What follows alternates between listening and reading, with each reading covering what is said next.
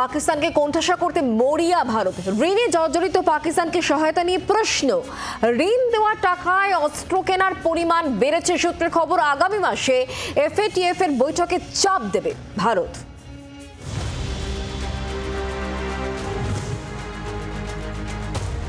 পহেলগাঁও পরবর্তী পরিস্থিতিতে সামরিক লড়াইয়ে পাকিস্তানকে পর্যদস্ত করেছে ভারত। সিঁদুরে মেঘ দেখেছে পড়শি দেশ।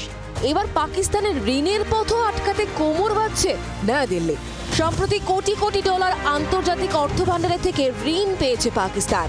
ভারত পাক সংঘাতের সময় এই ঋণ পায় ইসলামাবাদ। এবার ঋণে জর্জরিত পাকিস্তানকে আর্থিক সহায়তা নিয়ে প্রশ্ন। ভারতের যুক্তি, IMF এর নিজস্ব সমীক্ষায় দেখা গেছে ঋণ দেওয়ার বছরে পাকিস্তানের অস্ত্র কেনার পরিমাণ বেড়েছে। পরে সেই অস্ত্র সন্ত্রাসবাদে ব্যবহার করা হয়। पाकिस्तान जहां भी खड़ा होता है वहीं से मांगने वालों की लाइन प्रारंभ हो जाती है। अभी आपने सुना ही होगा कैसे वह फिर एक बार इंटरनेशनल मॉनेटरी फंड IMF के पास कर्ज मांगने गया। সূত্রে খবর, আগামী মাসে ফিনান্সিয়াল অ্যাকশন টাস্ক ফোর্স বা FATF এর বৈঠকে পাকিস্তানকে গ্রে লিস্টে রাখার জন্য চাপ দেবে ভারত।